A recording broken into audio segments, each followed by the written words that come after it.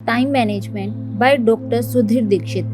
खंड 2, समय के सर्वश्रेष्ठ उपयोग के 30 सिद्धांत, जिसमें से आज हम पढ़ेंगे समय के सर्वश्रेष्ठ उपयोग का 13वां सिद्धांत, डेडलाइन तय करें। डेडलाइन यानी आखिरी समय सीमा।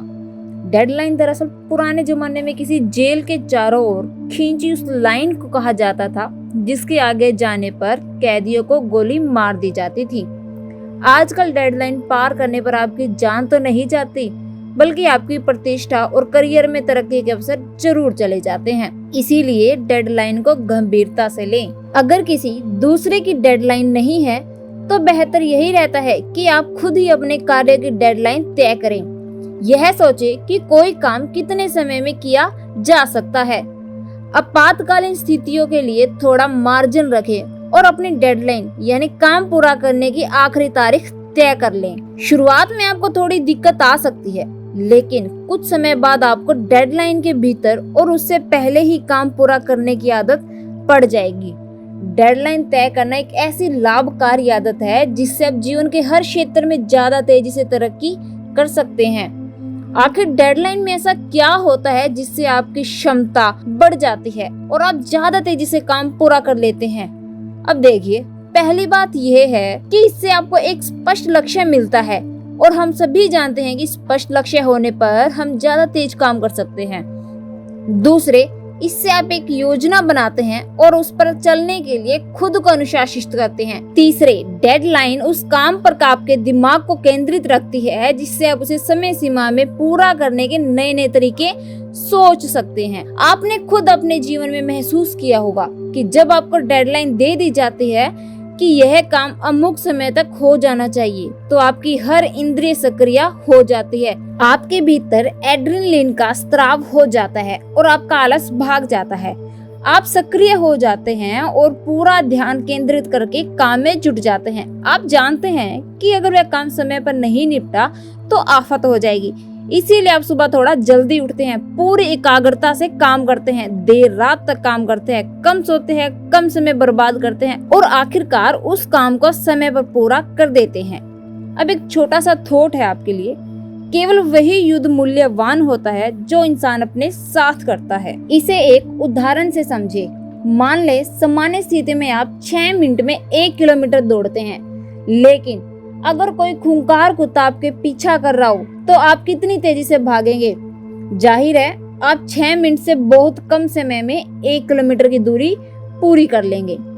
आपके पीछे खूंखार कुत्ता जो है, डेडलाइन को भी ऐसे ही खूंखार कुत्ता माने जो आपसे ज्यादा तेजी से काम करा लेती है। इसीलिए समय के सर्वश्रेष्ठ उपयोग का 13वां सिद्धांत है, डेडलाइन तय करें। मेरा एक मित्र पुस्तकों का संपादन करता है। अगर उसे बिना किसी डेडलाइन के पुस्तक के संपादन की जिम्मेदारी सौंपी जाए तो काम 1.5 महीने में पूरा होता है, लेकिन अगर उसे 7 दिन की डेडलाइन दी जाए तो वह उसे 10 दिन में ही पूरा कर लेता है। इस उदाहरण से यह स्पष्ट हो जाता है कि महत्वपूर्ण क्षमता नहीं है, महत्वपूर्ण तो डेडलाइन है। दरअसल उसमें वह काम 10 दिन में पूरा करने की क्षमता है, लेकिन वैसे 1.5 महीने में इसीलिए पूरा करता है क्योंकि कोई डेडलाइन नहीं है। बात क्षमता की नहीं, संपर्ण और लगन की है। बीमा कंपनियां डेडलाइन के हथकंडे की बखूबी आजमाती है। वे विज्ञान देती है कि अमुक बीमा योजना 1 महीने बाद बंद हो रही है, अगर इसका लाभ लेना है तो तत्काल पॉलिसी ले लें।